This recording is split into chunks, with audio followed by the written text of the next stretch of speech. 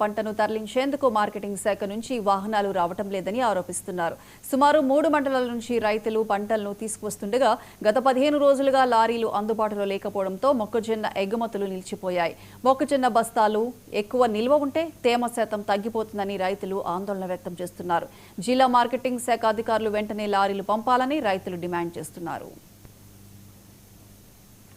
3 ఎకరాలు నాటు మొక్కజొన్న వేసానండి.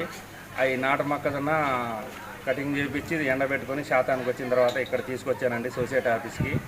అయితే సొసైటీ ఆఫీస్కి తెచ్చి ఒక 5 రోజులు అయింది. తెచ్చిన వెంబటే కొద్దిగా జల్లెడ బట్టి బస్తాలు పట్టారు. బస్తాలు పట్టిన బస్తాలు అట్టే ఉన్నాయి. 5 రోజులు అవుతున్నాయి. లారీలు లేక మేము చాలా నానా తిప్పలు పడుతున్నామండి. మా బాధని కొద్దిగా పై అధికారులు ఎవరైనా ఆలోచించి మమ్మల్ని ఆ బస్తాలు ఎత్తిచ్చి పంపించేటట్టు మేము కొద్దిగా కోరుకుంటున్నామండి. నేను 10 ఎకరాలు మొక్కజొన్న వేసాను. ఈ మొక్కజొన్న అనేది ఇక్కడ దులూరుపాడు పిఎస్సి సెంటర్కి తీసుకొచ్చారండి. ఇక్కడ మొత్తం అంతా మొక్కజొన్న అనేది శాతం చేసి మొత్తం గ్రేడింగ్ చేసామండి. చేసిన తర్వాత మొక్కజొన్న మొత్తం బస్తాలు మొత్తం నింపడం జరిగిందండి. కాకపోతే ఇక్కడ లారీ కొరదానికి బాగా వెళ్ళిపోతుందండి. ఇక్కడ సొసైటీ ఇక్కడ ఆఫీస్లో అడిగితే లారీలు రావట్లేదు పని అని చెప్తున్నారండి. దయచేసి పై అధికారులు మాకు ఇక్కడ కొంచెం లారీలు పంపించి మా యొక్క ధాన్యాన్ని మొక్కజొన్నను కొనుగోలు చేయాలని కోరుతున్నాను. ఏలూరు జిల్లా ద్వారకా